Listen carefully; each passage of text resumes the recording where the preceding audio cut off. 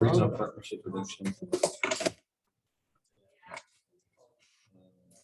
Staffing, research and grants.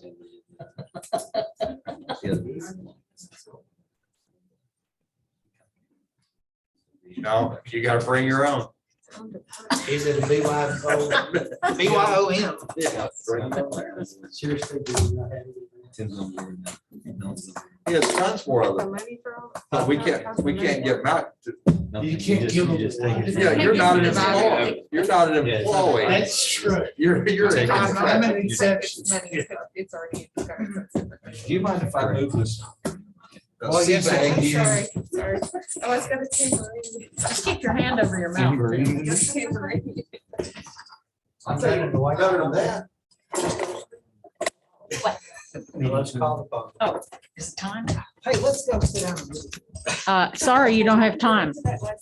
Hello, If it kind of seems to take it all away, I don't think it does. gentlemen, we have a meeting. Oh, yeah, sorry. You keep your hand over your mouth. Okay? Yeah, you can do that. So I call this meeting to order.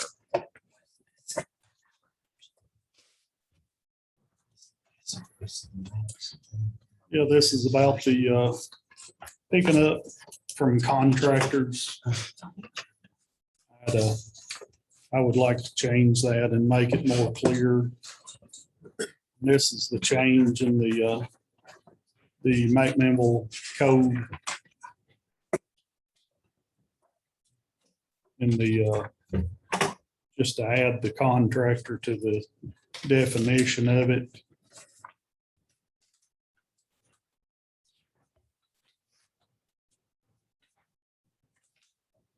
And to amend the section 17-126, section 3.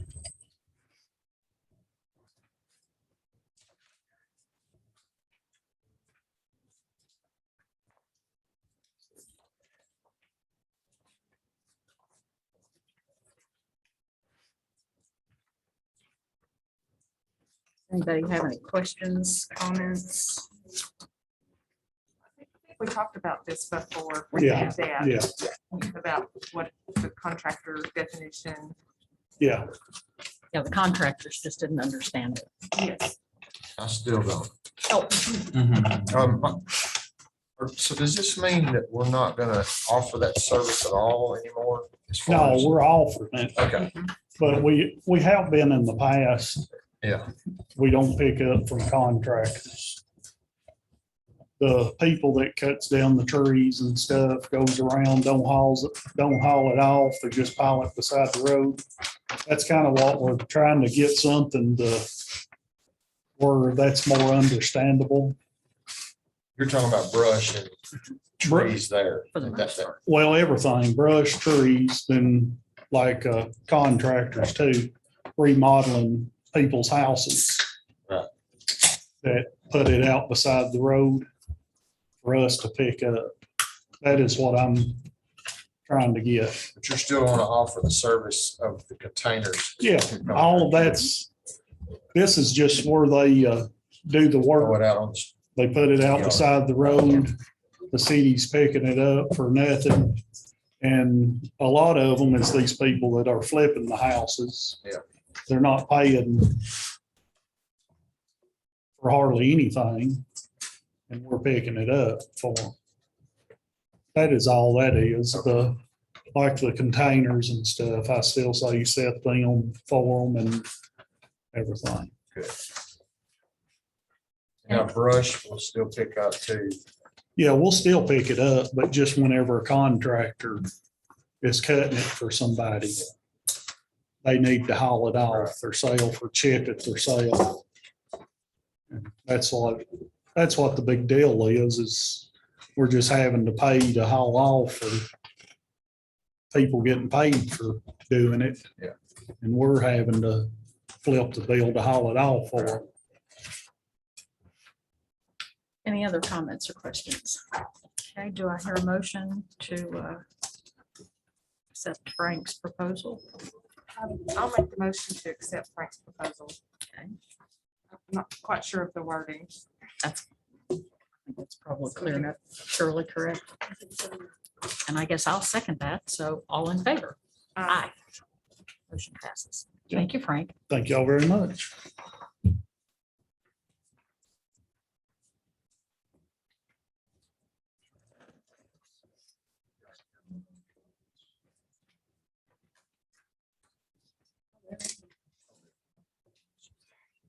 All except for one. That's what I'm saying. You'll have to change this once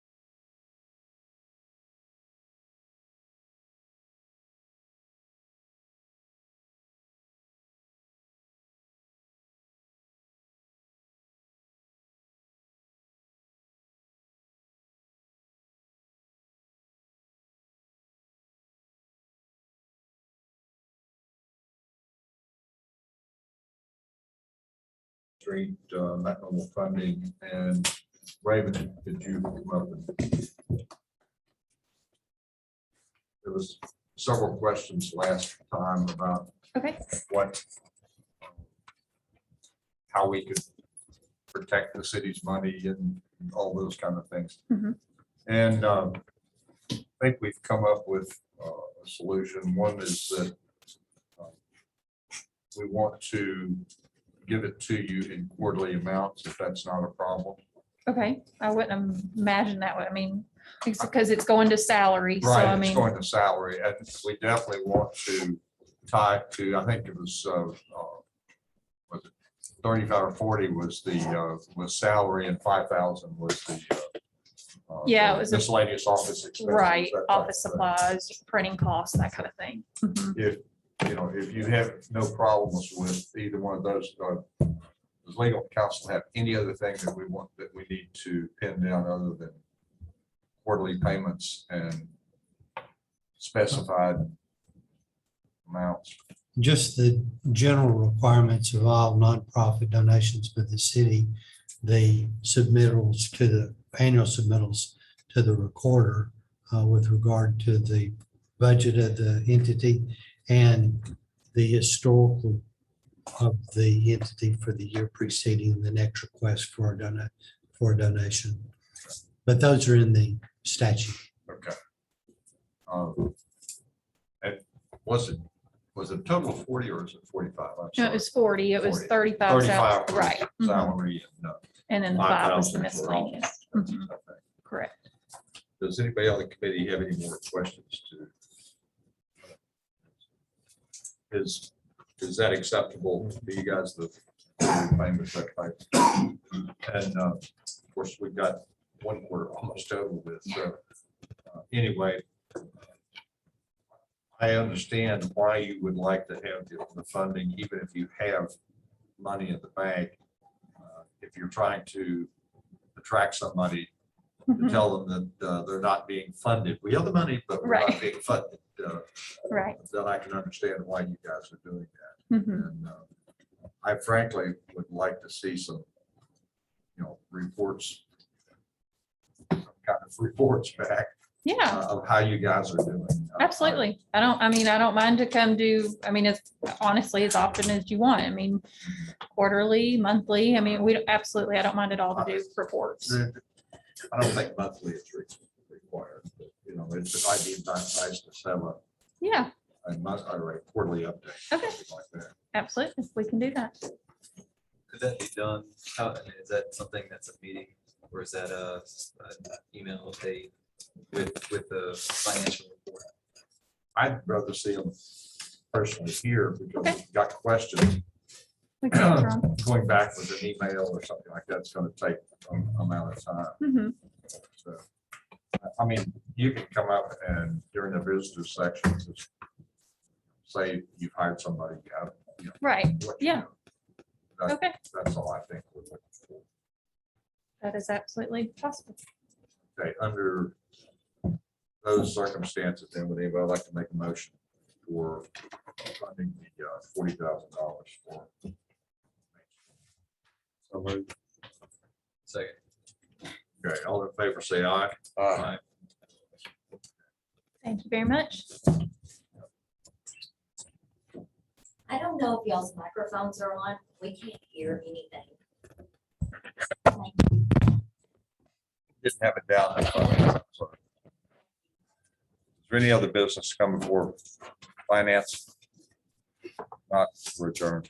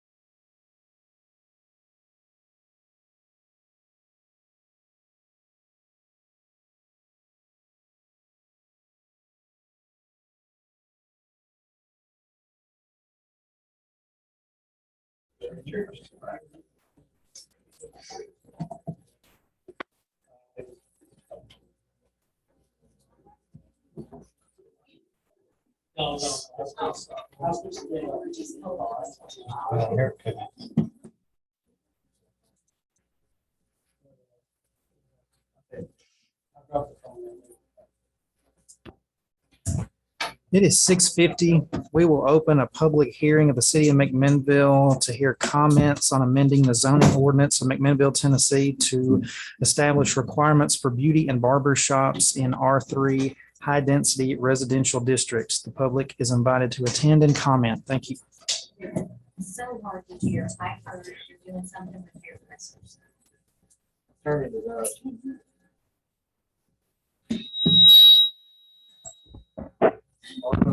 Thank you.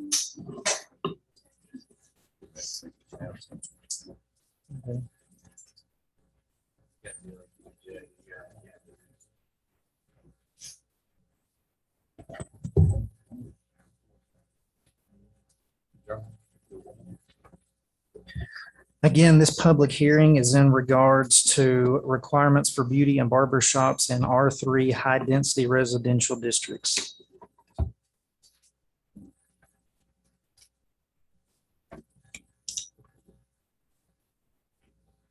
Has there been any questions?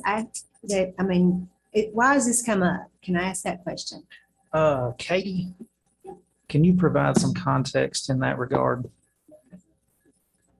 This was brought up as part of the rezoning for property at 625 North Spring Street.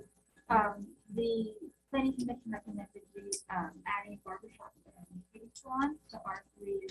And then it came out of the discussion of a rezoning for that particular property and seeing they saw a need for that, so the district to add this FAU to that. Okay, So so, it came from the planning. so commission. nobody's like having a problem with it. They're just, No, and more information will come out during the meeting as the board discusses. This is a public hearing portion, which is a requirement. I just didn't know if we had a problem. And I could be an answer to any of those questions, I would imagine. So, thank you.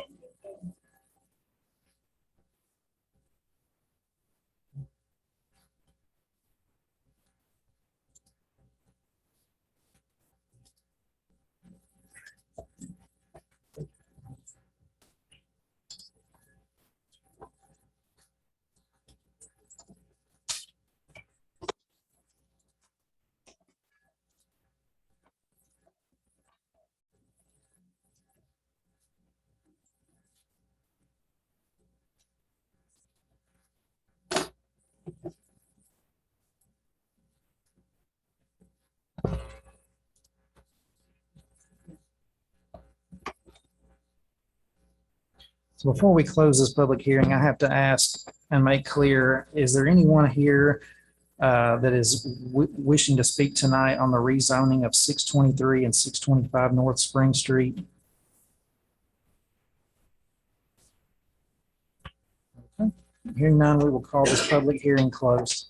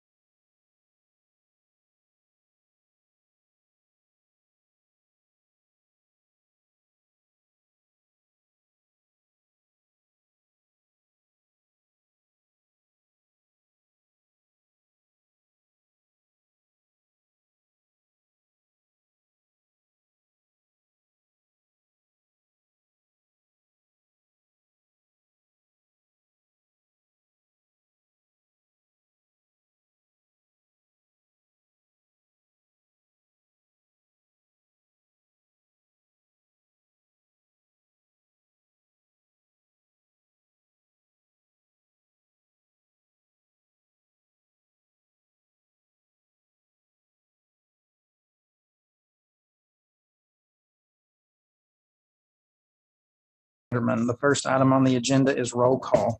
All the board members are present, Mayor Chastain, except for Alderman Stacy Harvey. Thank you. The next item on the agenda is consideration of minutes. Each board member should have received those in their agenda packet. If there be no requests for additions, corrections, or deletions, I will entertain a motion to dispense with those as read. So moved. Have a motion by Miss Sally Brock and a second by Mr. Everett Brock. Any discussion on the minutes? Hearing none, all in favor?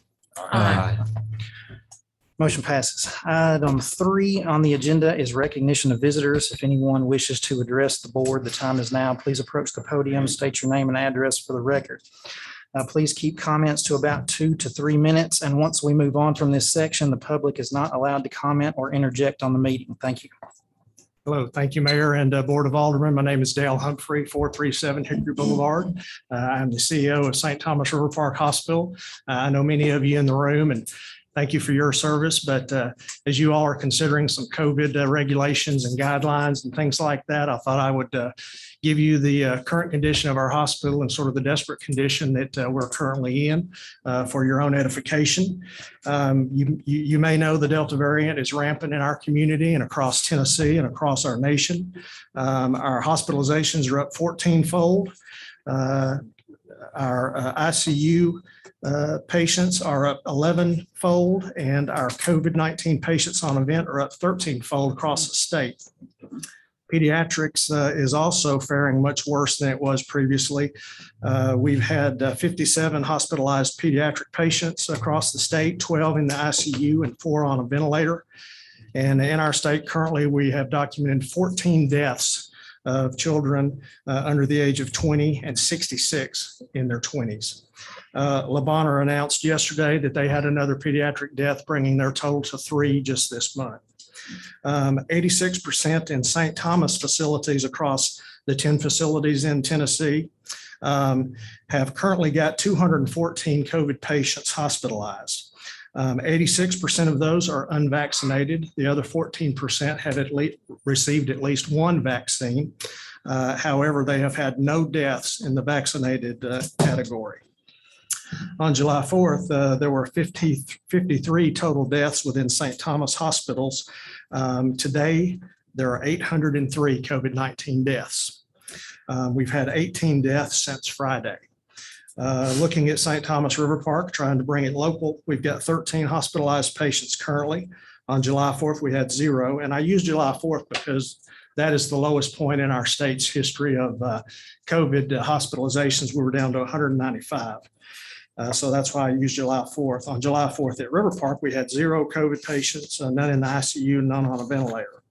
Today, we have 6 patients in the ICU, 1 on a ventilator. We had 6 deaths over the weekend. In my 5-year tenure here, I don't remember a weekend where we had 6 deaths total.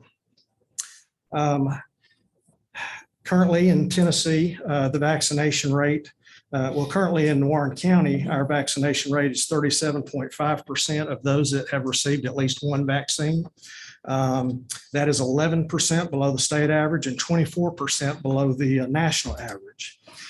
Yesterday, we saw 92 patients in our emergency department. We are using all 4 of the St. Thomas regional facilities. Currently, we are shifting staff between facilities. We're shifting patients between facilities. We have reached several points in the last 2 weeks where we can no longer transfer patients. St. Thomas hospitals are full, Centennial is full, Vanderbilt is full. These wax and wane depending on the day and the time and the circumstances. But we are seeing patients die now who don't have COVID because we cannot transfer them to higher levels of care.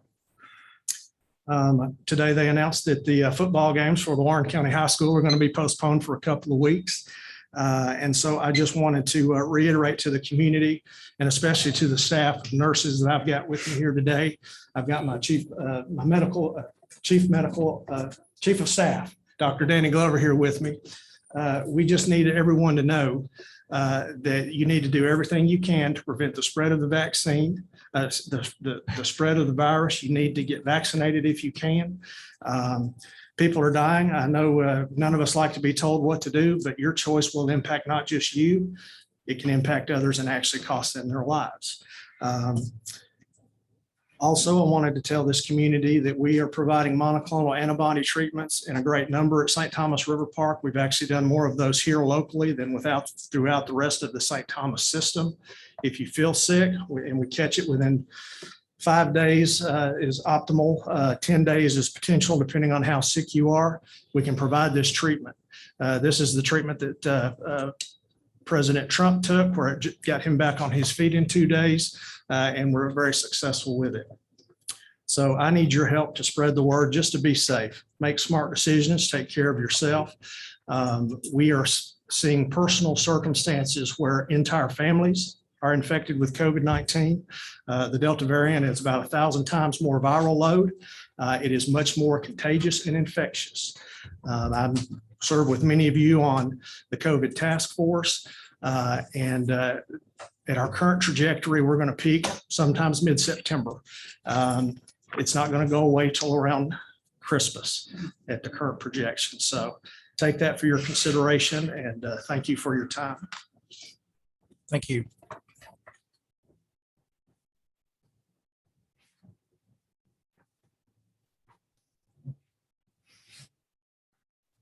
Hello, Dan Glover, local physician for about 40 years. I've never seen anything like this. And for your dad, I've seen anything like this. I would like to make one major point, and that is be careful where you get your information. There's a huge amount of false information going around, and it is killing me. So what do? Do what my patients do what your dad patients do. Talk to your physician, talk to your caregiver, nurse practitioner, whoever, someone you've had a long-term relationship with. You've trusted them on everything else. Someone who has your interest at heart, okay?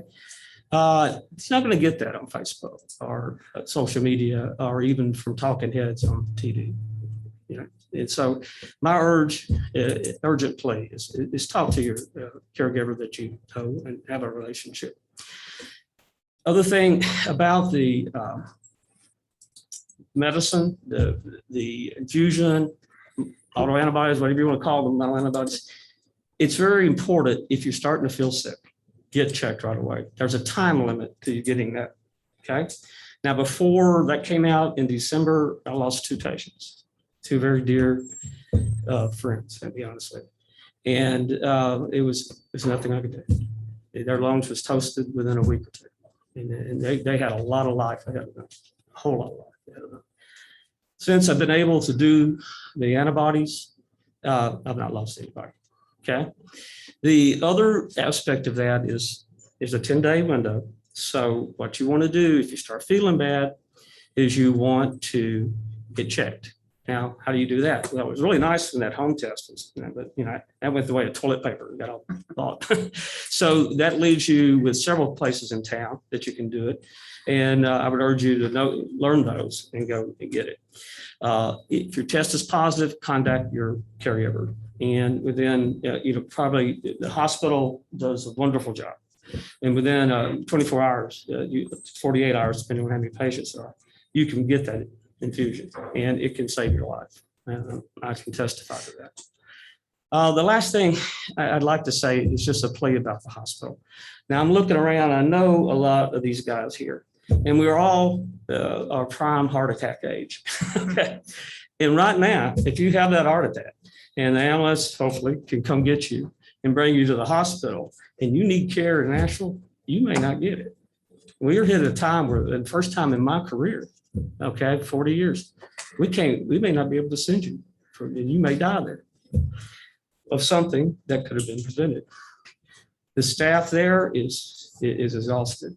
They're working double shifts. They are being, very professional and caring, but it's tough. They're having to make hard decisions, okay, including life and death. So my plea is get the correct information, judge it, and do what you think is right. And hopefully that's going to mean a vaccination. Okay, thank you. Thank you.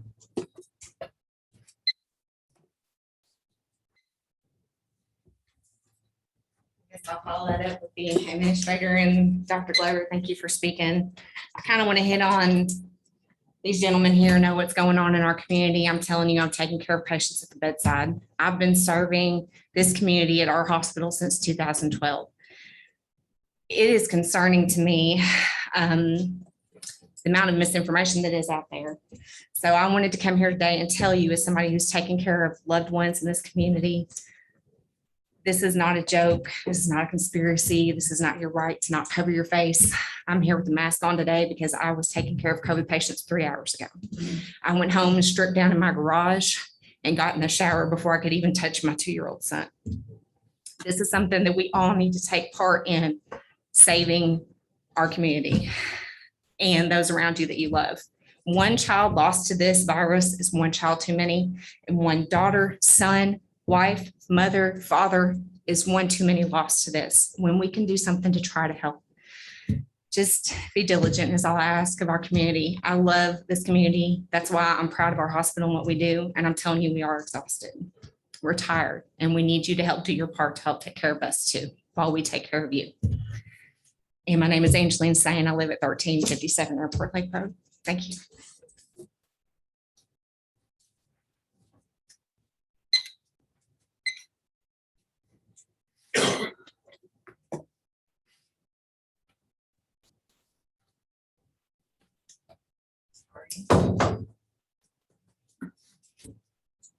Hey, everybody, my name is Stacy Lee. I work at 120 Omni Drive.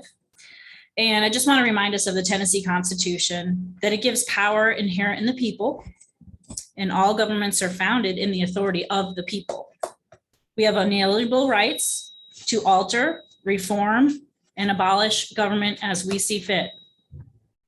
Government oppression is absurd, slavish, and destructive. The Constitution of the U.S. is required for anyone to hold public office. And the Constitution of the U.S. is founded on the Bible. No person who denies the being of God shall hold any office in the civil department of this state. God has given us our rights as our creator. Jesus is our savior, and he decides when it's my time to go. Citizens have the right to assemble to instruct their representatives. I imagine some of us are here to do just that. Laws and ordinances must be consistent with the U.S. Constitution as well as the Tennessee Constitution. Your oath is to support this. Religious freedoms are given to certain sectors of this society. You know, if I stood here as an Amish woman with a head covering, you would not ask me to take that off. And you probably wouldn't ask me to wear a mask either. Same goes for Muslims. You wouldn't ask them to take off their head covering, and I highly doubt you would be able to ask them to put anything else on their body. Let me remind you of Public Charter number 513. It was passed on May 25th. If you don't know what that is, please look it up. We have a copy of it here. I'm just reminding you that you took an oath to support the Constitution. And regarding masks, if they worked, we wouldn't need vaccines. These shots aren't vaccines. They are gene therapy, and some of them that are given out are placebos, because the people that have gotten these rounds of shots are the trial. Where is the clinical trial? The people are it, because the animal trials that they did, 80% of those animals died. Boosters aren't a guarantee. I mean, first of all, they said it was 1 shot, then 2, now 3. How many is it going to be? How many shots is it going to take? And have we even proven the path of COVID, how people get it? Coronavirus survives in animal reservoirs. If you didn't know that, corona is cold and animals can keep the reservoir. So unless you're going to give vaccines to every single animal in the world that can carry coronavirus, animal reservoirs hold that virus. So we as the citizens request a cease and desist on our personal freedoms and no mask or vaccine mandates. And let me remind you, mandates aren't laws. They're sanctions, dictates, warrants. I'm an innocent citizen. There is no warrant. There is no dictator over me. we're free citizens.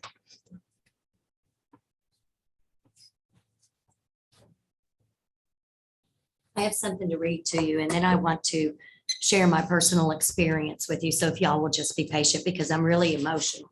You, sir, lied. I know 3 people in Tennessee that have been vaccinated, that have died. You lied. Vaccine mandates are against our Ma'am. God-given right. I do want to listen to you, but I'd like to know who you are and where you're from. Oh, I'm Deanna Tucker. I'm not giving you my address, but I live in McMinnville City. Okay. Vaccine mandates are against our God-given rights to inject unknown substances into which, I looked at the piece of paper, it's blank, the ingredients, it's blank. To inject unknown substances into our body and wear a covering over where we breathe. You would not ask, well, she already said this. Using emergencies did you already say all this? Okay, I'm going to share my personal experience. I'm not going to do this. Okay, you want to put a mask on me? I'm going to have anxiety, a panic attack, because I had face covering when I was raped. Okay, I know 3 people who have been raped. What do they do when they rape you? They cover your mouth. I work. The average temperature where I work is 97 degrees, and I'm running around constantly. Can you imagine? Do any of you work where it's 97 degrees? As I said, 3 of my personal friends have died of COVID, of this variant, whatever it is, after having the vaccine in Tennessee. Were they at St. Thomas Hospitals? No, you said in Tennessee, there has been no death. Well, my apologies. That's not the time and place for this. Well, I mean, I'm upset. You need to know that people are dying after getting the vaccine. To mandate the vaccine or mandate the masks. I moved here because I was sick, and McMinnville healed me. Okay, I have multiple sclerosis, and the doctor said I would be in a wheelchair. I came to McMinnville, and McMinnville healed me. And y'all are going to make me sick again because you're going to mandate masks, and I'm either going to lose my job, which means I can't pay my rent, or I'm going to be having panic attacks. I'm going to lose my job because I'm not going to put a face covering on when you guys mandate it. I never have, and I never will. Ma'am, can I ask you a question? Yes. Where did you hear that the city of McMinnville was going to mandate masks? Everyone's talking about it. Why are we here? Did you know that the city of McMinnville has absolutely no authority to do that whatsoever? Okay, so are you planning to ask your city workers to wear masks? We do have the authority to do that. Oh, I know you have I pay their bills. I pay their salary. I pay your salary. I don't want to see them in masks. How am I going to reckon? He pulls me over and he's wearing that mask. It's going to scare me. Do you not realize the trauma that I've been through? And I'm not the only woman in McMinnville that's been through this. Nor do we have the authority to mandate vaccines either. That's not even being discussed tonight. Well, You were misinformed, I believe. could you please pass a mandate or a law or whatever that says my employer can't mask me? That's not up to me. Then who's it up to? That's up to wherever you work. So they have the right to mask me and mandate a vaccine. They tell you what time you Okay. have to be there. They tell you how much you get paid. Because that's a private business. We don't Well, I control under- we don't I understand control the that. business. We elected you to protect us and to follow the Constitution. You, as the authority, have the authority to say, no, you can't force vaccines on people. You can't force masks on people. We don't have that authority. We don't force that on people. No, I know you don't force that on people, okay? But you're forcing it on the city workers. You're forcing it on the police officers. He's wearing that mask voluntarily, just like we are, So he can take it off if he wants. if he wants. He's not mandated to wear it. Well, then I was misinformed. Are y'all intending to do that? We'll see. Hmm. So again, I just want to remind everybody here, if anybody else wants to comment, the city of McMinnville has no authority whatsoever to issue any kind of citywide mask mandate. We don't have control over the different businesses and corporations here. Like I know Walmart, Lowe's, AutoZone, some of the fast food restaurants have begun requiring masks. That has nothing to do with us, nothing to do with the county. That decision is made at a corporate level. Also, we have no authority whatsoever to mandate vaccines. If some business does that, that's up to them, but we have no authority to do that whatsoever. Your time's up, ma'am. You need to sit back down. So does anybody else wish to comment? I was just noticing about the regular session, the agenda printed here. I'm Phyllis Stevenson. I live in McMinnville. It says unfinished business. You're going to discuss employee COVID vaccines and discuss mask policy. And I thought that's what we want to talk about, but You want to wait till we get there? Those are just the policies. I thought we were only allowed to talk when you say we can. We're That's just now. correct. Yeah, Can we talk later then? no, No, ma'am. So we can't wait until you get speak there? now or forever hold your peace. She was. I asked them about that bribery that they're doing, they're offering.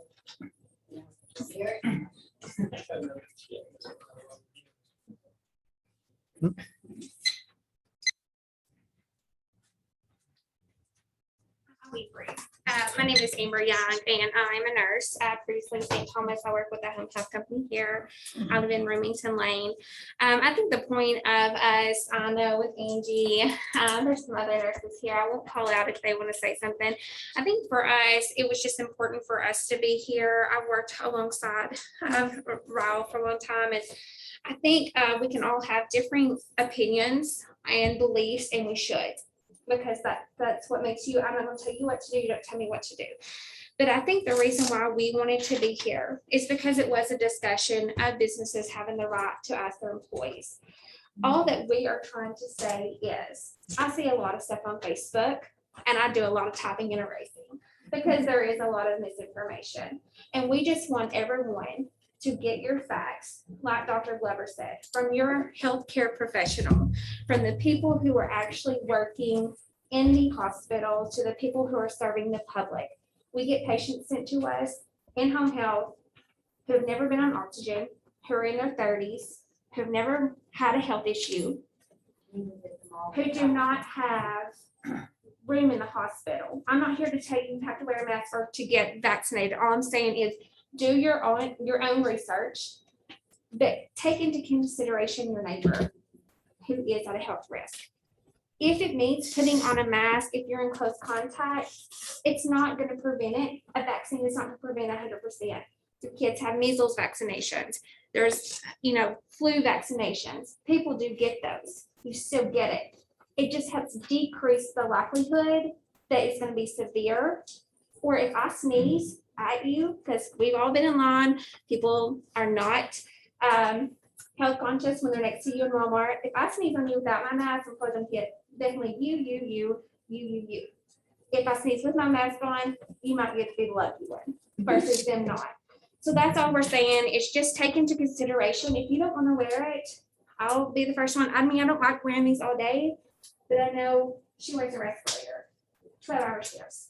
I know that people have that. So all we're saying is just be health conscious, do your own research, make the decisions best for yourself. If you don't want to wear it, that's fine. But we can't just say, I'm not going to wear it. No one needs to wear it. It's not necessary. When we're telling you people are dying every day from it, just be conscious of your neighbor. Let's be a community that watches out for each other and just be respectful of each other. Not trying to tell you you have to do it, but let's just be conscious because it is serious. Thank you. Thank you.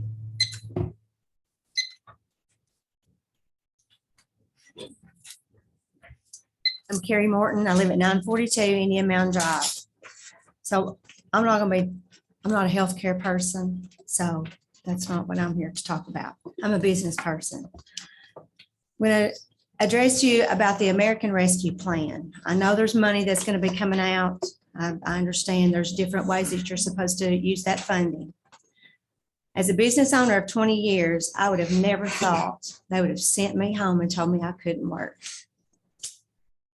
Everybody's life, America, abroad, everybody's life has changed because of this COVID. But not everyone was forced to shut down their business operations, which meant no money. So all of a sudden, you go to work one day, the next day, you're not working anymore. So I work for myself because I get to be my own boss. I decide when I come to work, when I go home, if I'm wearing a mask, if I'm not wearing a mask. So those are things that I do get to enjoy. Small businesses invest a lot of revenue into this community. We pay a business/income tax, because that's what a business license is a business income tax. We collect sales tax that adds to the city's bottom line. And for business owners who own property, we pay a higher tax rate on our property, plus we pay personal property taxes also. So if you didn't have the small businesses, and I mean one-on-one people who have a business license and they're the only one providing for themselves, you would have a lot of money not coming into the city to be able to do your operations with. Business owners have to learn how to spend money on the necessities of running their business before anything else. We've had to learn how to survive. Anybody that's on a business knows you have to do that. So I'm asking you, when it comes your turn to spend these dollars that you're going to be given from the federal government, talk to your local people. Talk to some of your people who are their own one person on their business license and that's it, who had to shut their doors. Talk to them, find out what kind of loss they've had and try to come up with a good plan, because I know you're going to be hit by everything. Trust me, when money's being given out, you get it all. But just come up with a good plan that fits for everybody. If you put money back into these businesses who have lost revenue, you're going to be the beneficiaries of it in the long run anyway. Because those people who learn to make their business work are always trying to go up the ladder to reach more, make more, bring in more, and that helps everybody in the long run. Thank you. Ms. Morton, it's not on the agenda, but I did want to tell you that I have written that in under item C, under new business to discuss. So we'll be talking about that here just shortly. Perfect. Any other comments? Hearing none, we will move on to item 4, recognition of employees. There are several department heads here this evening. If anyone wishes to recognize an employee, the time is now.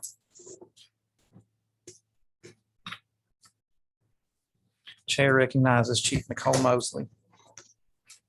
Let me get my guys to come in. I wanted to recognize these three. This is Lieutenant Mark Mara, this Officer Fred Lee, and Officer Toby. What? And I haven't gone blank. I can't breathe. Okay, anyway, I just wanted to let you know, on August the 20th, they all attended the Tennessee Highway Safety Officers Lifesavers Convention and Conference in Franklin last Friday.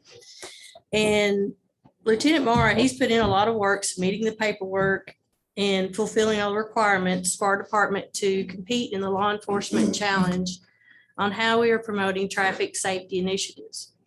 So, and we won 3 awards, and I'm tickled about that. Our department has, and these 3 were very much involved. And I'm going to give the floor over to Lieutenant Martin. He can tell you all the 3 awards we won and what they did. So this is. Sorry, Toby. This is a challenge award. So we competed against other agencies and have 25 to 45 officers. So we got first place overall in the entire state of Tennessee for our SIAS agency. And then the fitting station award, that's for child passenger seat. So it's not only the car seats that we do, but it's also the events that we've had. This is back in 2020 during the COVID, where everything had to be shut down, but we were still able to do things to promote education and to help families, even at their residence, with car seat checks. These 2 guys were part of that. And then for the, we got the DUI award as well. And that was for the same thing. It wasn't for as many arrests we made, but we had a decrease in crashes related to DUIs. Our DUI arrests went up.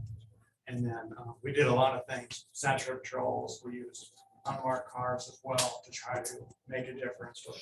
That's what we got. I think the fire department. like Chief started to say, the fitting station award, we correlated our efforts with Warren County Sheriff's Department and McMinnville Fire Department. And so all three of us worked together to get these car seats checked. Thank you. And y'all will be able to see those in our cabinet.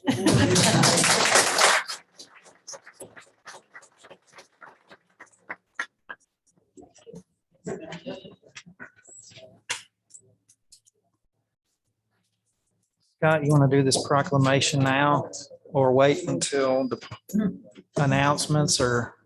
Wait till announcements. I want to recognize. a couple of Okay. employees. Kevin, Jennifer, come on up, please. As we know, this is Kevin Roberts and Jennifer Pedigo. They work tirelessly at the Park Theater, and one of the things when they were shut down, lost revenue and all, Kevin went after a grant for shuttered venues, and at first we were told we wouldn't get anything, but he did get for $42,000. And just want to say, nice job, well done. Thank you for everything you did.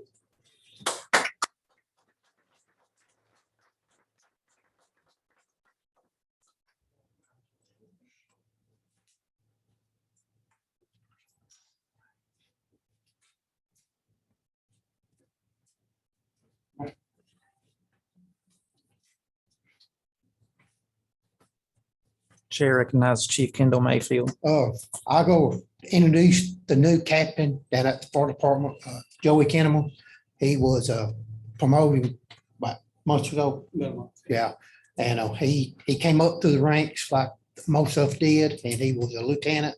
Now and I think he been with us for 24 and a half years, and I think he gonna make a fine captain, and hope he stay with us for a little while longer. Okay, thank you.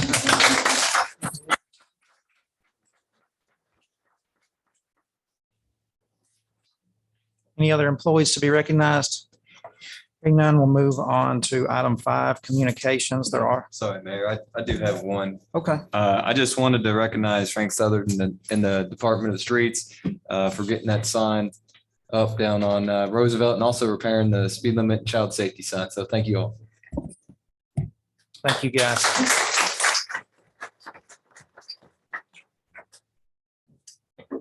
Item 5 is communications. There are none in the packet. Did anything come in afterwards?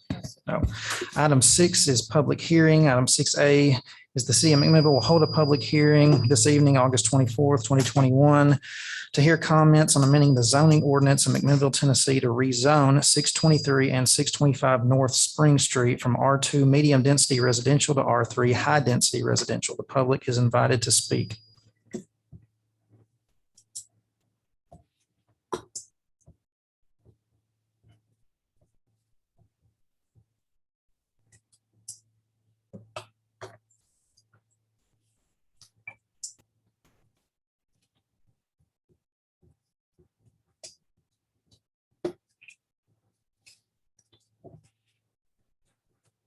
Does anyone wish to speak on this matter?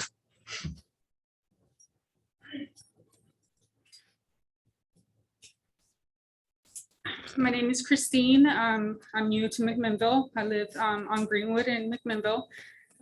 It's my husband's shop that you guys are discussing today. I'm a little bit nervous, but I just want to say thank you for the opportunity because I know that this was a struggle with the zoning. It was sold to them as a commercial unit. And if I'm not mistaken, they've been paying commercial taxes on it. And I mean, we really just want to serve the public. We just, we don't want to do anything else. We just want to cut hair. Since we've been here, we've served a lot of the kids in the community, especially when back to school came. And I just want to say thank you for the opportunity and thank you.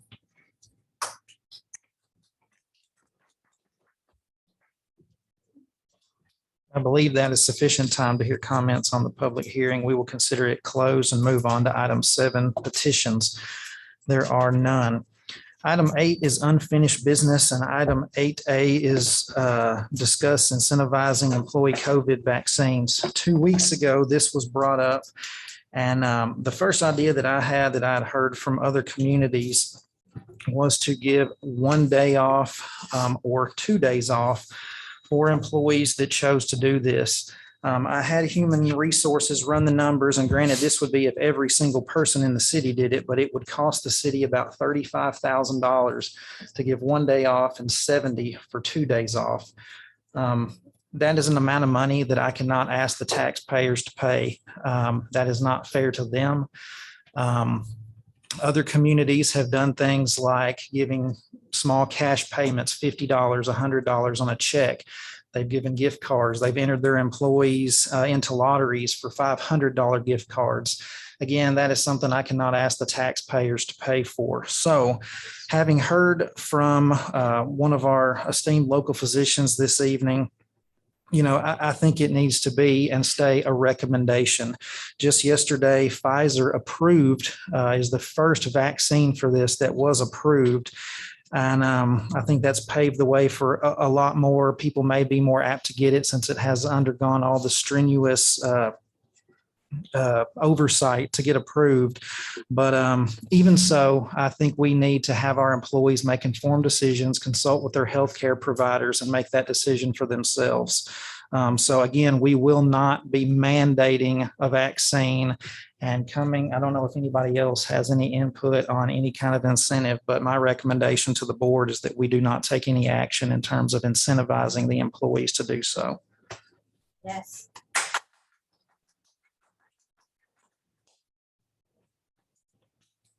Comment? Well, I would like to see everyone vaccinated, but I agree. I don't think we can't afford it. Chattanooga is doing that. They're giving $100 to get vaccinated, and then it goes into a sweepstakes once monthly for $1,000. But yeah, it's pricey. What do we pay when we? What do we pay when someone's out sick? Sick time. Yeah. It's already accounted for. I know, but that's, it's accounted for, but that doesn't mean you have to take it. And it ends up being a cost to us, I'll put it that way. If we don't spend it, we don't spend it. It's like everything else. You spend it, maybe in the budget, but you spend it. There is a cost to not do it also. Just bring it up. I don't have any objection to this. I'm just saying that there's an offset. Sure. And time off, I guess, you'll use your sick time and then your vacation time and then.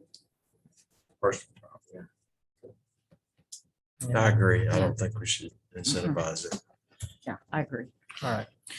Well, moving on to item 8B is the masks. Last year, we operated off of a tier. It's actually the same tier that the school system used. I don't know if anybody went to the meeting last night or has seen it, but there's basically a green zone, a yellow zone, and a red zone. And we based mask wearing inside of the city facilities. I believe it was 26 infections per 100,000 people or higher put us in that red zone. And that's when we took action such as wearing the masks. The governor gave us the discretion to having remote meetings via Zoom, Skype. I think it was Zoom that we did. So I do want to provide some context to this. And again, I don't want it to be political, right versus left, right versus wrong. It's about protecting our city workers at the end of the day, because I have to ask this question, what if an outbreak occurred in the police department and we had all of the police officers that were sick and at home quarantine? What if the same thing happened in the fire department? Who's going to put out the fires for us? If something happened in our finance office, we have nobody to do taxes, to run payroll, to pay the bills and do the accounts receivable and payable. So again, that's where I'm coming from as the city mayor. It's not about forcing the citizens to do anything or anything like that, because again, the city of McMinnville has no authority whatsoever to issue any kind of citywide mask mandate. Again, touching on the employers, we don't have any way to control that either. I just want the correct information put out there, because there has been a lot on Facebook that the city's gonna make people do this, the county's gonna make people do that, the school board's gonna do something different. But at the end of the day, just like you should get your medical information from your doctor and not Facebook, you should get your information from us and not Facebook. You know, all of our phone numbers, I believe, are posted on the city website. The mayor's phone, I know for sure. I get voicemails in there all the time. Our emails are there. So please, please, please reach out to us and ask us questions before just jumping to conclusions based on something you read on Facebook or Instagram or Twitter or something like that. So again, I'm merely looking out for our city employees to ensure that you still have your city services such as water, sewer, trash pickup, the police, the fire department, and access to City Hall to come pay your bills, get permits and things like that. So that is what is up for discussion tonight is once we reach that threshold, which we're not at right now. Again, that threshold was 26 infections per 100,000 people. And I think as of today, it was 21 and change. So we're in that moderate zone, that yellow zone where the masks are recommended, the social distancing is recommended, and things like that. So that is all that was up for discussion tonight was when to implement those for city buildings only, not citywide in the whole city where you're out walking around and stuff like that. So I'll open this up for discussion for the board. Visitors coming into city buildings as well as city employees, like we did before. back 8 months ago. Can we hear you? I'm sorry. We were just framing the discussion as to whether it applies to city employees as well as visitors coming in to pay your water bill, that type thing. And we're talking about everybody, just like we did about 8 months ago. So that's the frame of reference we're talking about. I agree with the mayor. If you don't want your house to burn down or you don't want to be robbed or whatever, we have to protect our policemen, our firemen, everybody else who works for the city. The thing that resonates with me is the statistic given by our CEO of River Park Hospital is that the vaccinated, there's 0 deaths in the vaccinated population. And that to me is a conversation about vaccinations and not about masks. That being said, what can we do to help educate? What can we do to help spread the word and be safe, as Mr. Humphries put it? I understand the incentives. I agree with the former conversation about vaccination, but I'd like to see us consider what we can do about spreading the word and allowing individuals to take that responsibility individually and allow people to have their own discretion, but hope that we can get closer to the state level, closer to the national level. Thank you. I don't see any problem. Excuse me. I don't see any problem with going back with that same, as long as we have legal ability to do that. Going back to that same scenario that we had 8 months ago. It only lasted about a month, I think. And then the threat level went back down. But, you know, I don't want the people that we have working for us being exposed to something if somebody walks in the door to pay a bill. So would that include people coming into a city building, citizens having to wear a mask, or? The answer to that is correct. So yes, they would be. I'm not asking them to on the sidewalk, but if they come into my house, if you want to put it that way, Right, but I'm talking city buildings. yes. About the only city buildings that people come into is, I'm sorry, Would a citizen be required to wear a mask inside a city building? yes. And What if they, like, and I could get you medical document, I can't wear a mask much like her. we have an outside payment thing. For everything? Yes, For absolutely everything. I can't think of anything that's not. In this state. Well, we're in this state right now, so let's not talk about hypothesis. Yeah. There's some question about whether we can do that or not. Isn't there? Yeah, it's up in the air. I mean, other communities have gone back to it. I know Murfreesboro is discussing it tonight. So, I mean, we did it last year. The county did it last year. I mean, everybody did it last year. Is there a distinction whether we can do it between the two issues of employees versus citizens coming in, or is it it's the same difference? No, I think they're different issues. The policy as it applies to employees of the city is different than the issue of requiring a member of the public to wear a mask to transact business on city property. So we really don't know at this point in time that we could require people coming in. That was just my suggestion. If we Last can't do year- it, we can't do it. Last year, we were operating under an order from the governor. Right.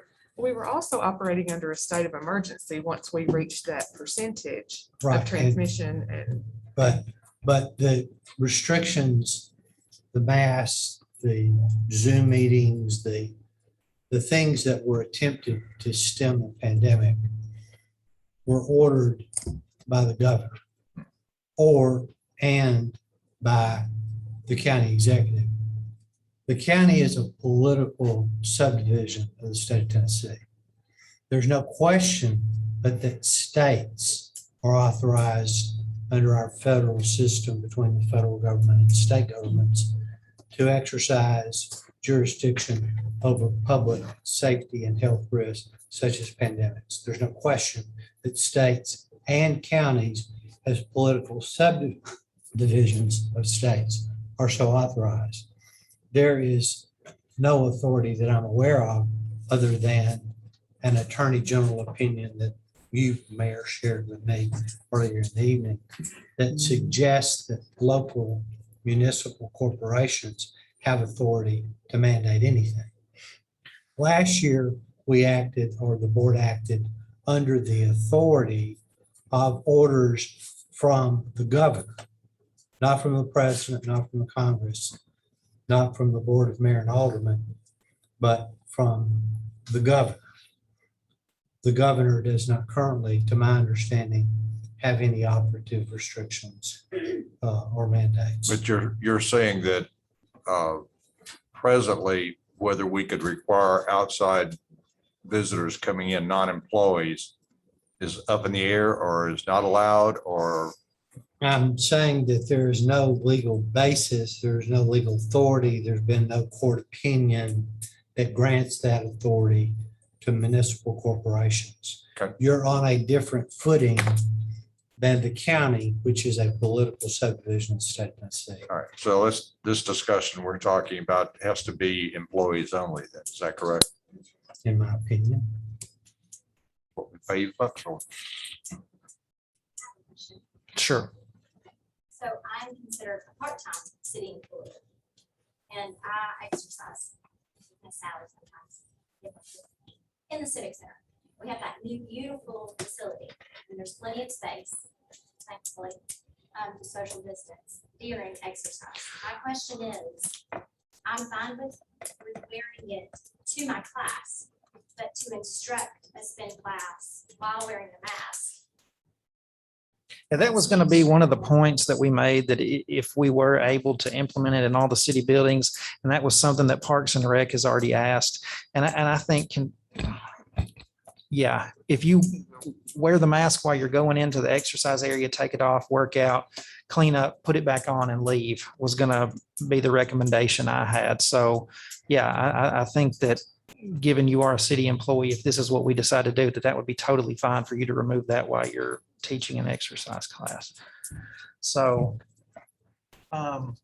it sounds like in regards to requiring non-employees to wear them, that there's still a lot of, in the air, and we don't know right now. So my recommendation is going to be that we recommend masks inside the city buildings and continue to discuss this as the situation unfolds. Are you talking about employees only? or everybody? No, in regards to non-employees, we simply recommend and continue to discuss as the situation unfolds. Now, in regards to our employees, it is going to be my recommendation that they're required to wear them once we hit that 26 infections per 100,000, just like we did last year, which we're not currently at.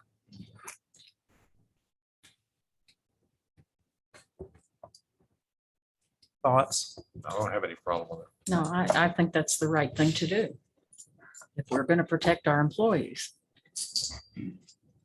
Why can't you trust your employees to make the best decision for themselves? Just a suggestion. Well, I understand that question, but like I said previously, what happens if all of a sudden half the city employees get sick and there's nobody to pick up your garbage, fix your water, take payment No, for I your bill? get that. I'm asking the question. Why can't you trust your employees? You know, I mean, for them to make the best decision for themselves. If they get sick and they're out, you know, that's one. Who's going to take their spot? Well, I think you should trust your employees. Not only that, what if they give it to their other employees and then you've got a chain reaction? So anyway, No, this is not the time for public This is discussion on this. We had that already. So I was just asking the question. I understand. I didn't mean to make Brian, it I do discuss. have a very specific question about the 26. Where does that number come from, the 26? From the state. You can go on 10.gov and look up and see the infection rates for the entire state and each individual So do community. you measure, so which number do you use, the state or the county? We use this, I mean, I think it only County. shows, it only shows the county. And Oh, so so, it shows all of them by county. And then you Yeah. look at it by and then state. you can see today's number, you can see the last 7 days numbers, and then you can Right, see the I last understand. 14. I Yeah. access- I didn't know if you were using Warren County as the entire county. Yeah, it doesn't show each individual city or Yeah, I municipality. understand. So So you- using you county want Warren stats to County. make city Yeah. decision, right? Yeah. Got it. So anyway, so we, again, too much information up in the air about requiring employees. So we're only discussing city employees once we reach this certain threshold. So I'll entertain a motion for us to implement that. So moved. Have a motion by Miss Sally Brock. A second by Mr. Everett Brock. I'd like more time to consider this measure. And the reason being is I look over 2 gentlemen that I respect over there, and they've made different decisions. I believe they made informed decisions. And I do feel that regardless of what the rate is, it goes back to education. And I think we need to make sure that all of our employees know the dire need and the dire situation. And I hope that they do it, because at the end of the day, we need them to do that outside of their workplace as well. We can't have them going back, attending barbecues on the weekend and socializing. I would hope that they would continue those habits in non-workplaces too, because that's an issue as well where we can lose employees and staff. We have a motion and a second on the table. So I just have a quick question. Can we clarify which metric we're talking about? Is it the average positive percentage of tests? That's the 22% that we talked about earlier today. yeah, when that number reaches 26 or higher, yeah. So over the past 7 days, the average positive percentage is, and that's the number we're going to use. Yeah. Okay. 7 days. Yeah. So Zach, you're saying you think you're not quite ready to say yes to this right now? I'm not. I mean, I feel like we need to take a bigger dive into education and promoting this and hoping that people make the right decisions versus having a mandate. I think we've been through this for months. People have seen things. We've heard from a number of people that are on the front lines and the stories they've shared. And I just, I hope that we would be able to move forward and not have the need for a mandate. Thank you. We have a motion and a second. Any further discussion? All in favor? Aye. Aye. Motion passes.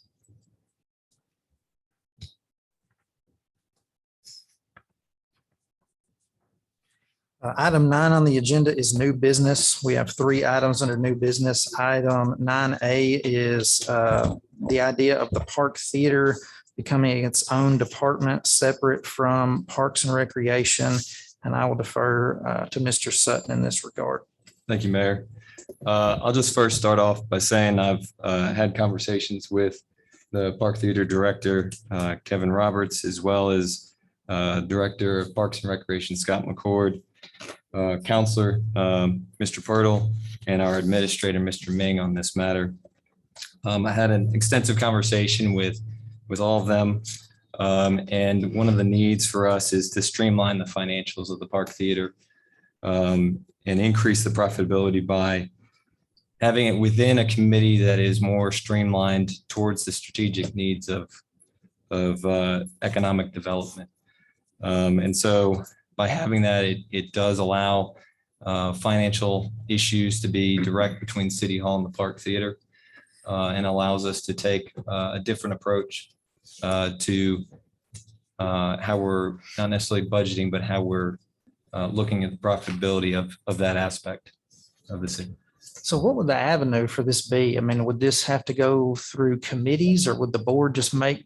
I would think it would need to It go would through need to committee. go through, it would need to originate in committee and it would need to originate in the existing committee, which would be Parks and Recreation. Sure. And proceed to the full board for Parks and Rec. I'm not really sure what we gain here. We presently break out the Park Theater in its own separate budget, just like it was a separate department. So what do we gain by making it a separate department?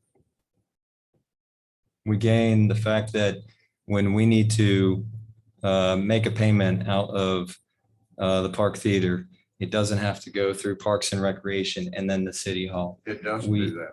It doesn't do that today. It comes out, if you look at the budget, I'm not referring to where it comes out. I'm referring to the process of tying up manpower when Kevin is coordinating contracts and submitting checks, that it does have to go through the Parks and Rec department and the director take up his time to do that. Then it has to come back to City Hall. But that's the oversight too. That's just one aspect. We have a, you know, we have an aspect in the city that we expect to have more of a profit margin than we do anything else in Parks and Recreation. And therefore, this makes it more independent and more of a priority in terms of having it as an entity within the city. I just still don't see the Did- advantage. I mean, as long as we keep the books separate. Does that mean another director position? That Well, was we- my, that was my Yeah. question. We have Yeah. Kevin. Beg your pardon? We have Kevin. He's already the Well- manager of the Park Theater.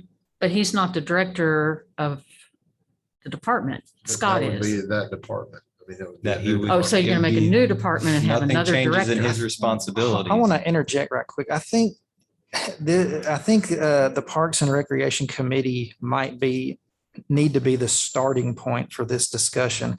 Given the fact that this board can't take any action on this whatsoever, I think we might need to get some more information, have an actual Parks and Recreation Committee meeting to present information on the subject.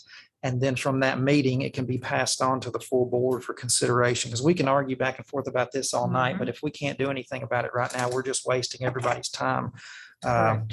So if it's okay, Mr. Sutton, I think that might need to be the starting point. I agree. I don't. I have would, any- I would don't like have to any mention problem B doing though. it. I just don't see I don't see what we gain by doing it because we are monitoring it from a financial standpoint today. And I think that's what you're alluding to is the financial standpoint.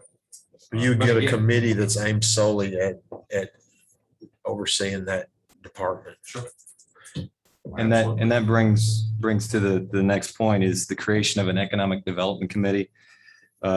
We have the IDB. I don't know where the IDP directly reports to, the Tourism Development Board.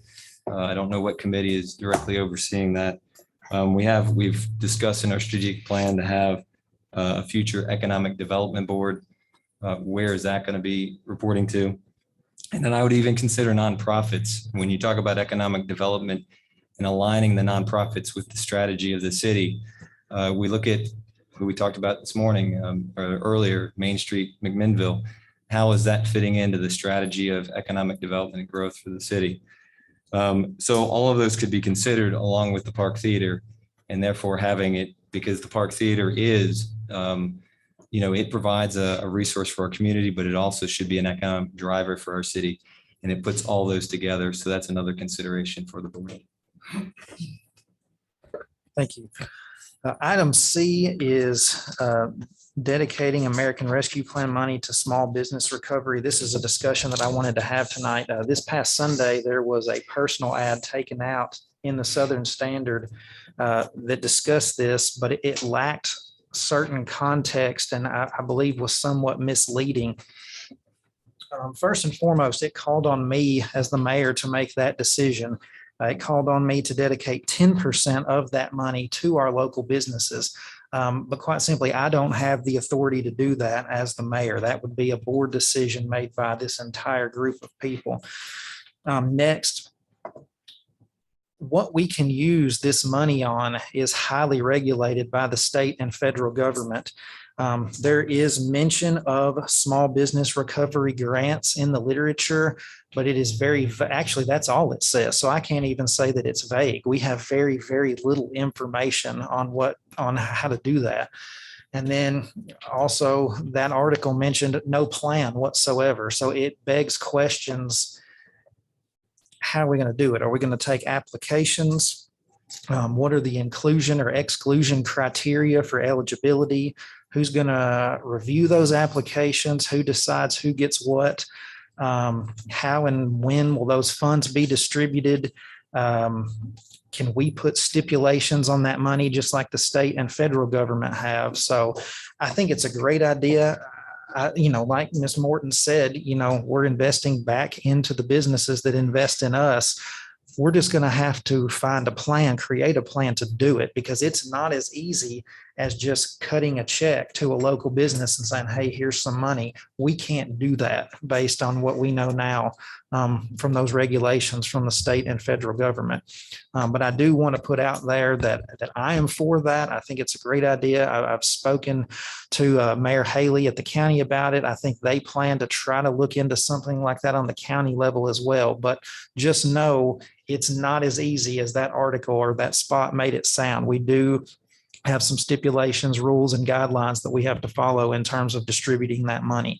One other thing that I wanted to mention, and I know somebody in here said, I think Carrie might have been you, the Upper Cumberland Development District calls on us to hold public hearings to hear how the public thinks that we should do some of it. Now, we did that a little while back.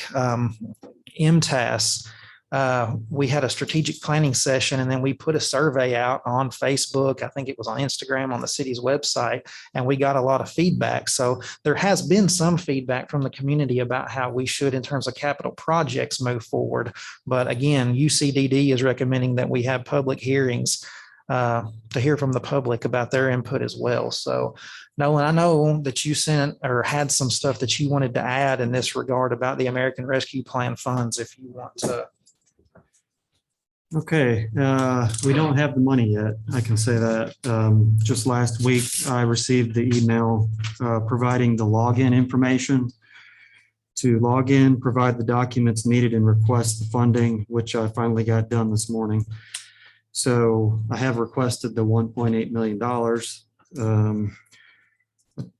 I expect that response to come through in September.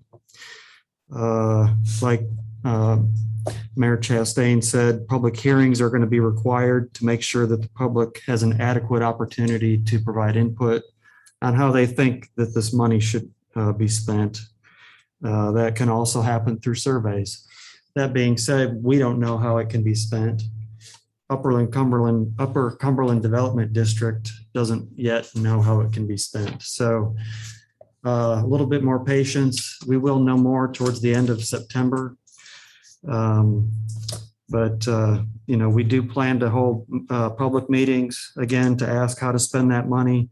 Upper Cumberland Development District will work with us to create a plan and administer the plan to get money to small businesses. So just talk to them today about that. They're more than willing to help and have the resources to do it. So that's a service that we already pay for. It's not an additional cost. So, also, there was talk about matching funds. I think that's a little misleading. The state is getting some funding as well for their own uses. Some of those uses could overlap with some of ours, and we need to make sure and be careful that we don't choose a project that the state's already funding and they're going to do it themselves. So again, a little bit more time to kind of get through the weeds on how we're going to do this. So Sure. Thank you. And while we're on the topic really quick before we move on, there are some fires about this that I want to douse. Again, going back to getting your information from credible sources. I've seen some things the last couple of days on Facebook where people have said that the city board is going to back pay itself bonuses. It's going to give administrators bonuses. Things like that. That is absolute. We can't do that. That is a big time against the law, and we would be in trouble with the federal and state governments all over the place. So right off the bat, things we know we can do with it are water and sewer infrastructure upgrades, some stormwater infrastructure upgrades, and then broadband and Wi-Fi infrastructure upgrades. And then there's some other stuff about back paying what they have deemed the critical staff or critical employees during the pandemic. That gets a little convoluted. And then again, there's things that we absolutely cannot do with it, like giving government officials bonuses, administrators bonuses. We cannot do that stuff with the money. So I just want that on the record right now that nothing like that is on the table with this money that we're getting from the state and federal government. So again, stay tuned. We'll be having public hearings. More information is going to come out about what we are going to be able to do with this. So that's all we have in that regard. Any further discussion from the board? Item 10 is resolutions. Item 10A is resolution number 2141, a resolution to accept the proposal of Burris Thompson and Associates to perform a compensation and performance management study for the city of McMinnville to enter into a contract with B, T, and A, and for the mayor to execute said contract and the recorder to attest the same, and to express the time when this resolution becomes effective. Do I have a motion for approval? Have a motion by Mr. Everett Brock. Second by Mr. Steve Harvey. Any discussion on this matter? I read an article this past weekend related to the county and the money they've spent on reviewing policy. To me, this is completely separate. This is about how we can retain our current employees and how we recruit future employees. Correct me if I'm wrong, Libby, we will be able to access these types of numbers and figures for more than just this document. Correct, every year. So we will be able to get updates on this through this current contract without subsequent cost. Yeah, I think that even though it's not the least expensive one, because of the reoccurring updates that we get, it just makes sense. I mean, you don't have to go back out there every 3 or 4 years and try to update the thing. Well, I think they took into consideration the area around us too, so it would match us, this region better. Yeah, Libby, when we talked today, you said there were how many communities in Tennessee that these guys have worked with? 19? 18. And many of them we already benchmarked with.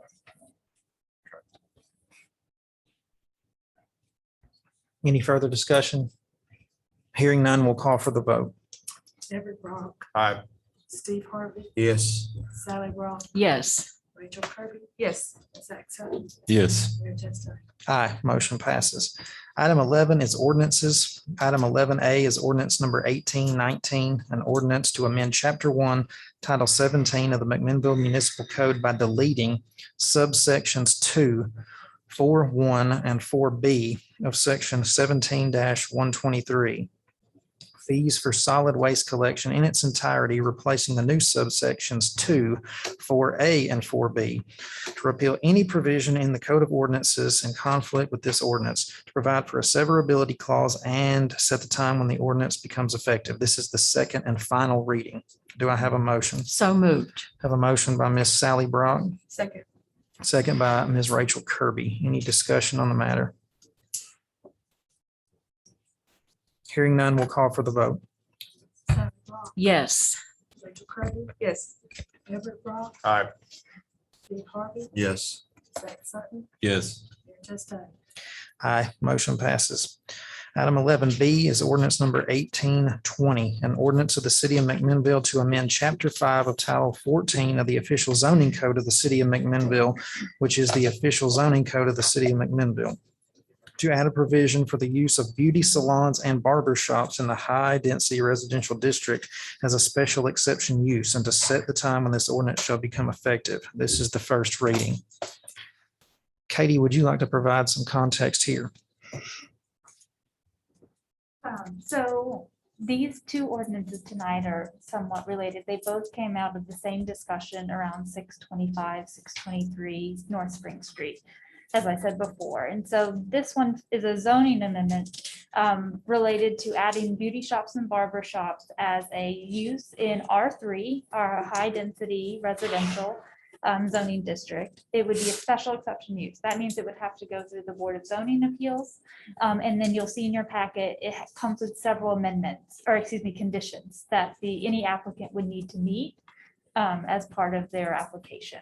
So those amendments or those conditions include, there'd only be allowed to have 2 chairs, operator chairs. In the business, they need to be located on roads no less than a minor collector classification, which is a road classification.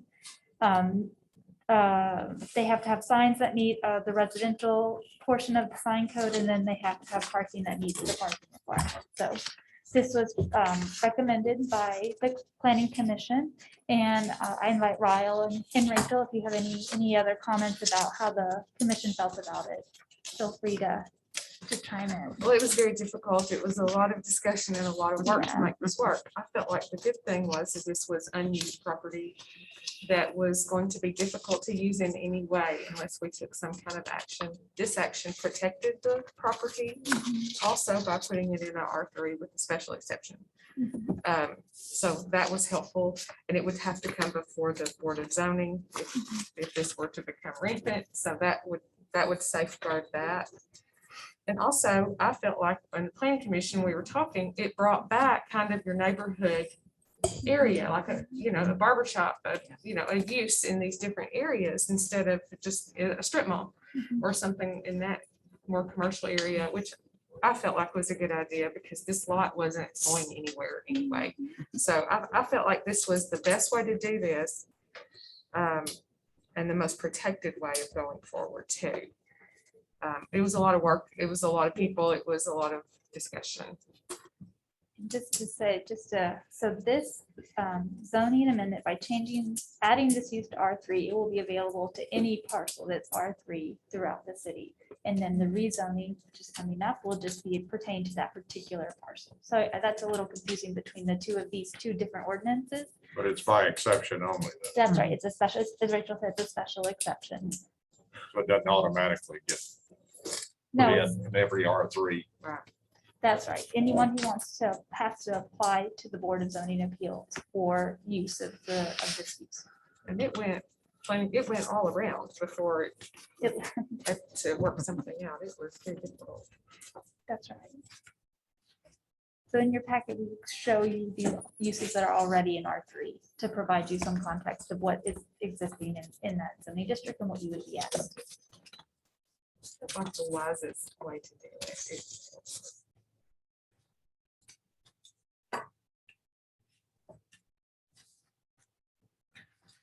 Do I have a motion to approve this ordinance? I'll make the motion to approve that one. I have a motion by Ms. Kirby, Second. second by Ms. Sally Brock. Any further discussion on the matter? I don't know that I'm against changing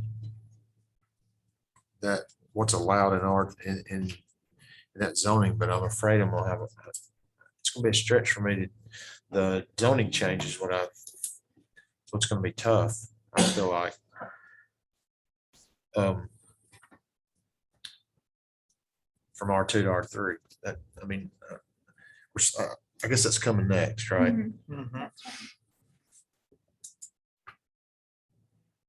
I guess I'm kind of talking about them as a. Yeah.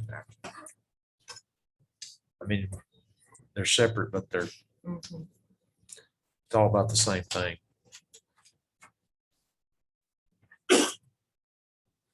Any further discussion? Hearing none, we'll call for the vote. Rachel Kirby, yes.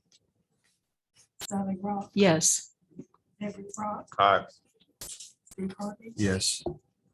Zach Sutton, Yes. Mayor Chastain. Aye, motion passes. Ordinance number 1821, an ordinance of the city of McMinnville, Tennessee to change the zoning classification of a property located at 623 and 625 North Spring Street from R2 medium density residential to R3 high density residential district, and to express the time when the ordinance becomes effective. This is the first reading. To help you with this one, at the end of your packet is see what is around this parcel in terms of other zoning, what the other parcels are about.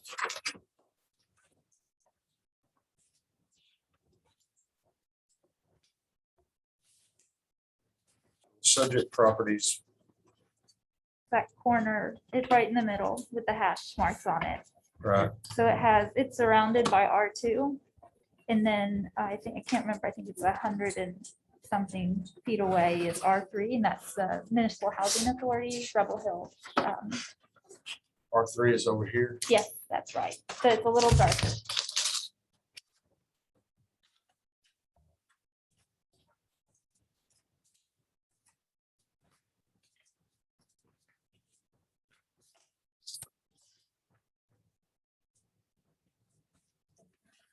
I mean, I absolutely love what they're trying to do. Don't get me wrong. But that certainly looks like spot zoning to me. Which I feel like is what we always try to avoid. I mean,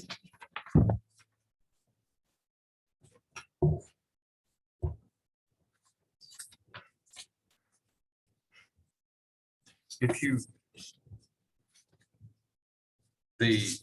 putting in the requirement that we just voted on, you're putting that into R2 and R3 by exception? No, just R3. Just R3? That's right. Okay, that's the reason for doing this. The planning commission felt that it wasn't they were given the analysis of putting it into R2, and they felt that they needed to protect R2. So instead they chose to move forward with and voted and recommended to put it into R3. What is the definition of spot zoning? Spot zoning is when you upzone a parcel that kind of like, think about like a small spot, one parcel, you upzone it to a different, that gives that property owner access to different and more uses than what's around it. So you're giving it a benefit that its surrounding properties don't have. And there's more technical definitions in the packet, and it's the process of signaling out a small parcel of land for use classification totally different than that of the surrounding area for the benefit of the owner of such property and to the detriment of other owners. And some of the considerations to take when considering something is spot zoning is the size of the parcel, the effect of rezoning on the character of the surrounding area, who benefits the most from rezoning the parcel, the owner, the public. There's guidance from the land use plan, and I'll get to that in a minute. And then is it the rezoned land being treated unjustifiably different from the surrounding land? And then also a consideration of zoning trends in the area. Have there been recent rezonings that lend towards that change in use? And if you look at the end of your packet is this map. This is our land use policy map, and with a little insert, and it's showing that this parcel was proposed to be low density residential. So we think of that as R1 and R2. And this is from our land use policy plan. One of the things that you mentioned there at the very beginning was, after all the verbiage was, Yes. is it to the detriment of the people surrounding it? Are you having any feedback, negative feedback from the surrounding people? I know you have to put out your signs and that you're going to be changing this around. And I just was curious if there's any negative feedback from the neighborhood. No, they haven't, not on this. They're, prior to bringing this before you, there was a consideration of rezoning it to R5, which is our neighborhood commercial, which already has a lot of commercial uses in it. And we did get feedback about that one.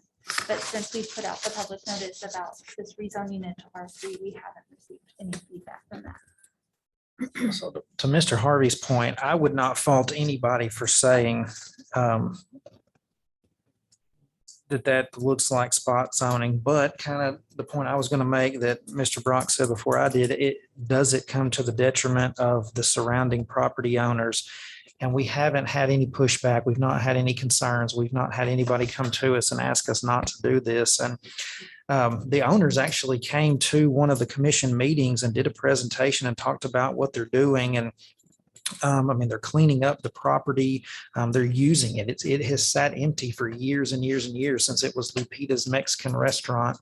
And I wish it was still open, by the way.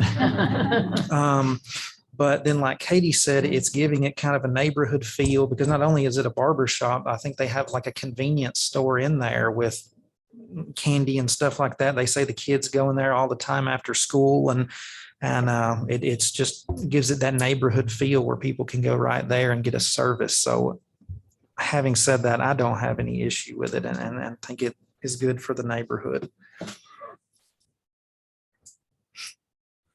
I agree with all that. That's hard. I mean, if you look right down the street, Scotty Kill's property, we turned that down. Turned down Stacy's property over there, or zoning change. Especially the one on Spring Street. I'm not sure how we could justify that there's any difference. I don't know. Is it in consideration that within that block, I mean, what's the percentage of R3 in that block compared to R2? I mean, it's substantial. Yeah, that's right. I mean, Um, I think proximity is already in the area to have this use in the area, and that is meaningful. Again, that idea of zoning trends in the area. I think one, with Scotty Keel, that was a rezoning from R2 to R5. So R5 has convenience stores and barber shops and architect's office and flower shops. It has more uses and it's a denser zoning district. This moving from R2 to R3 it's certainly a more intensive use. As I share in there, it allows for more density, and so all the buildings can be closer together and everything.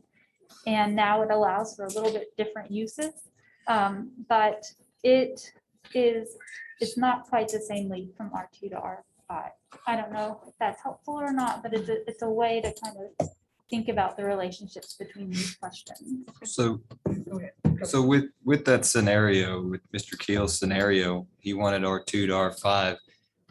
Would the board be willing to consider if he came forward and wanted to move from R2 to R3? I mean, I think what you're alluding to Mr. Harvey is that this does set precedent for more changes for people who want to establish some a store or something that is. What did he want in that facility? To make it R5. There's a big difference between R3 and R5. Well, as I said, R5 allows for a smattering of commercial uses. So things that building similar, it was, I think, a commercial building. You all will know better than me, know the history of that building on the corner better than me. But R5 allows for more permitted commercial uses. I think of that list I just shared with you, the only one that's a special exception is the convenience store. So the rest were, he could have any number of those, or he could have any one of those uses in there outright.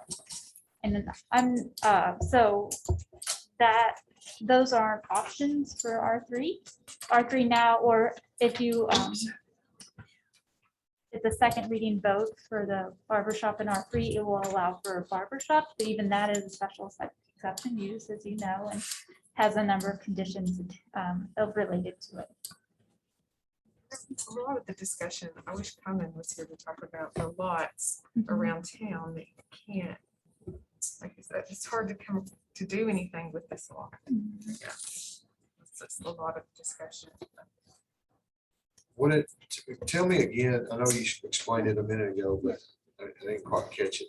Why the planning commission thought it wasn't a good idea to make barbershops a special exception in R2?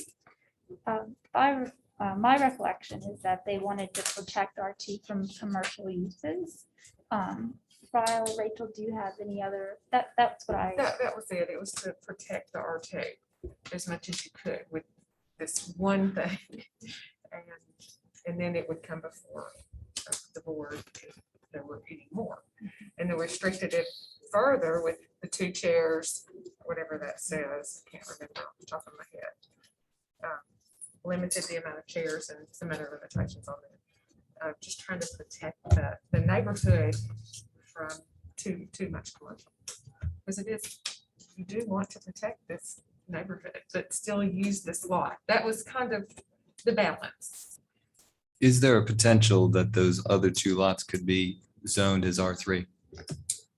They could, it would take that owner coming through, we'd have to initiate that process. The owners of these lots would have to initiate it. Is there benefit to them in terms of, I mean, as you know, you're in the construction real estate business, is there more value to being an R3 in this location versus an R2 for the owners? Oh. Which one are you talking about specifically? Well, we've got an R3 and then we have what we're talking about. So there's essentially an island. It's if the 2 properties adjacent to the R3 were R3, we wouldn't be having this discussion about the corner being R3. Oh, I see what you're saying. It wouldn't be spot zoning anymore. You're talking about the Philip Glass and Billy Lance. Correct. It sounds like the residents of the area would rather have something in there as nothing in there. I mean, I can agree that it's close to spot zoning, but nobody seems to have an objection to it. That seems to be one of the criteria. Well, I don't think the people in this neighborhood have an objection to it, but we may have others that we've ruled against that were R5 that would have objection to it. They can always come back. And that's all was discussed too, that sending this here, this discussion would take place. Well, having said all that, I'll entertain a motion to approve ordinance number 1821. Have a motion by Mr. Everett Brock. Second by Ms. Rachel Kirby. Any further discussion on the matter? Hearing none, we'll call for the vote. Aye. Rachel Kirby, yes. Sally Rock, Yes. Steve Harvey, No. Zach Sutton, No. Joe Stein. Aye. Motion passes. Next item on the agenda is departmental reports. We have several department heads here this evening. If anyone wishes to address the board, please step forward. Chair recognizes Chief Kendall Mayfield.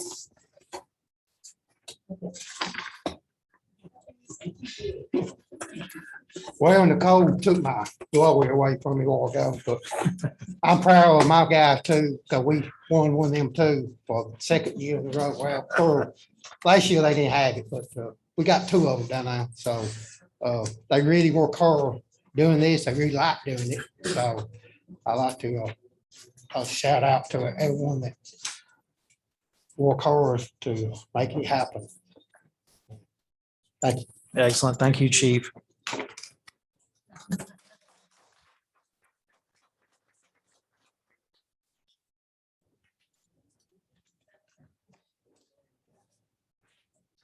Chair recognizes Scott McCord of Parks and Rec. I'll be very brief, but we've got about 380, 390 for soccer. That's a huge amount. Terry has about 230 for fall ball, the most we've ever had.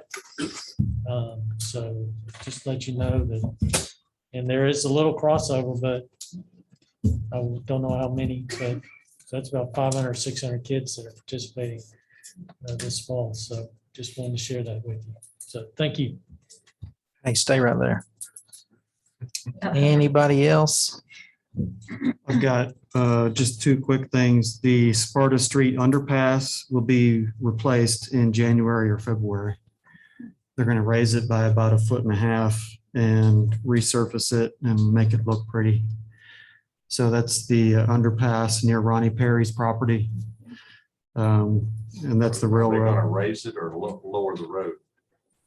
Raise the bridge. They're going to replace the concrete with steel, allowing them to increase the clearance. So that's being done by the railroad, and then clearing out of the vault has started. So if you come by here during the day, you might hear loud banging. It's usually stuff being thrown into the dump truck to take it off. So What's the estimated time on that underpass project? they plan to start in January or February, and there will be a road closure for about 2 weeks, I think it was. We'll reroute the traffic. We've met with them and talked to them about that. When we get closer, we'll put that information out there to everyone. That's all I've got. All right. Next item on the agenda is announcements. I wrote a proclamation in regards to the Parks and Rec Department that I wanted to read at the meeting and then present to Mr. McCord. This proclamation is to proclaim July 18th, which is the day that the new recreation center opened, Parks and Recreation Day across the city of McMinnville. Whereas Parks and Recreation Department provides valuable services aimed at the health and well-being of the citizens of McMinnville and Warren County. And whereas the department operates, maintains, and continually improves the facilities, properties, and other amenities available to the citizens. And whereas the staff were instrumental in input and feedback regarding the renovated Milner Recreation Center. And whereas the staff were also instrumental in the relocation, operation, and eventual reopening of the Parks and Recreation Department during construction. Therefore, I, City Mayor Ryle Chastain, by the powers vested in me by the state of Tennessee and the city of McMinnville, do hereby proclaim this day, July 18th, as Parks and Recreation Day across the city of McMinnville. Furthermore, I invite all citizens of McMinnville and Warren County alike to visit the center and express their thanks and gratitude to the staff.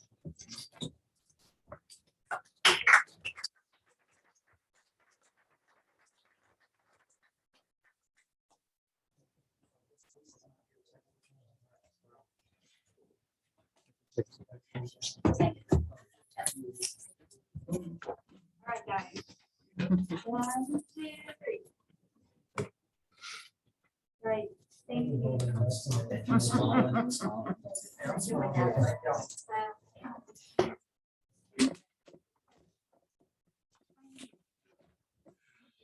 Any other announcements this evening, Mr. Purtle?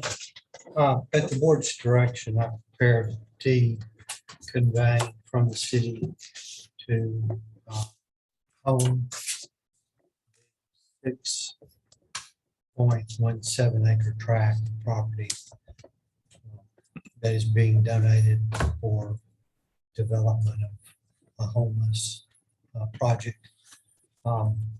You instructed me to provide a reversionary clause in the deed. There was no discussion of the circumstances or occurrences that might trigger the reversion. I've made a quick list. I need your yes or no on each of these triggering events that would precipitate a reversion. But first I need to ask, what likelihood is there that the property would ever be mortgaged or need to be mortgaged for its development? At this point, not. I don't, We, We don't plan to. We have do no that. plans for mortgage. It would be perfectly understandable if infrastructure, roads, infrastructure in general were funded by a mortgage against a property. But if you have no foreseeable event that might trigger it, then At this point, okay. So here they are, and I'll go down the list very quickly, whether I include or do not include them as triggering events for the reversion of the title of the property from home back to the city, okay? Number one, if the title of the property were alienated, in other words, if you deeded it to, or attempted to deed it to a third party. Yes or no? Yes. You just give me a thumbs up. Dissolution of the organization that is home, which is currently a nonprofit corporation under Tennessee law. Yeah, yes. The abandonment of the property and the project, Yes. the subdivision of the property, and this is, you might want to comment on that. Is there any likelihood that your future development plan would involve dividing this 6-acre tract into smaller sub parcels for any reason? so Steve, no, it's all the whole project we used on that property. So Okay. Compliance with applicable codes, which in this case would be the county's codes, because this property is not in the corporate limits. The amendment of your charter from nonprofit to profit. And loss of 501c3 or tax exempt status. Okay, so that's a yes on everything. Yeah, I have one question. Sure. So would you want to leave it open that they could mortgage it and read it not trigger a reversion? That really is my question to them. If mortgaging the property was essential to the development, then you certainly would want to be able to do that. But you can always come back to the board for that authority if at some future date you decided you do need the property as collateral for a loan. Well, I have to say, I would hope we don't need to do it. Here's the thing, here's the problem I see with that, is if we wait till there's a possibility that we would have to mortgage it to do infrastructure, if this board is not the ones intact, and other people see it differently, I would have a rougher time getting it reversed than I would if we did it and left it that we could mortgage it. I don't see that happening. And I don't want to close the door to the possibility. Because again, this board has been very generous. Don't know what that'll always be in the future. And the board changes every 2 years, changes complexion at least every 2 years. So mortgaging the property would not be a triggering event for reversion. Is that what I'm hearing? I like that. Or I no? don't know what everybody else. If it's not a triggering event, but we end up losing the property if they got foreclosed on. Yes, of course. I have reservation with allowing it to be mortgaged. I mean, I feel like, you know, there's not a revenue stream. There's not a revenue stream with this. And, you know, I think if that's an option, you know, your board may change. Absolutely. And they might see that as, hey, let's go ahead and let's mortgage this and spend on the money and make it look great versus doing fundraising and other types of outreaches that nonprofits do. And they can destroy it because, I mean, it's, you know, we say we borrow it, but we are a nonprofit. It has to be paid back. Right. So. Why don't we propose this as a solution? Why don't we not make mortgaging the property an automatic reversion of title subject to approval of the mortgage by the board in advance? In other words, if you want to mortgage the property at some point in time, you come to the board for permission and then it doesn't trigger the reversion. Is that a solution? For me. Sounds good. Then I see all thumbs up. And the deed's otherwise ready. I'll plug in those reversionary triggers and it'll be ready for execution tomorrow. Anything else? Hearing none, we will stand adjourned. Thank you all.